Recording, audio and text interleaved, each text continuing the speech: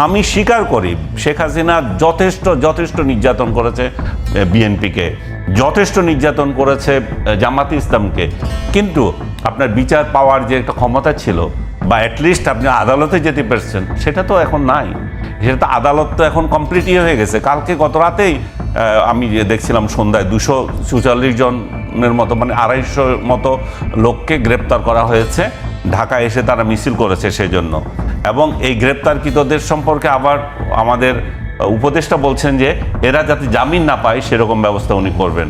তো তাহলে আইন আদালত কোথায়, রাষ্ট্র কোথায় এখানে? জামাতের যে পরিমাণ শতাংশের কথা বলা হচ্ছে 30-33%, মানে এটির কারণ কি? মানুষের মনে কি পরিবর্তন আসলে হতো?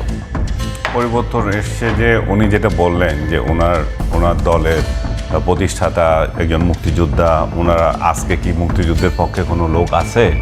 এই যে কথাটা উনি খুব হৃদয় থেকে বলছেন এবং আন্তরিকভাবে বিশ্বাস করে বলছেন, কিন্তু এই বাস্তবতা আবার উনি দেখছেন না যে আজকে 5 আগস্টের পর থেকে মুক্তিযুদ্ধকে এবং মুক্তিযোদ্ধাদের যেভাবে অপমান করছে, মুক্তিযুদ্ধের সর্বাধিনায়ক বলবো না, মুক্তিযুদ্ধের যিনি স্বপ্নদ্রষ্টা, এই দেশটা যিনি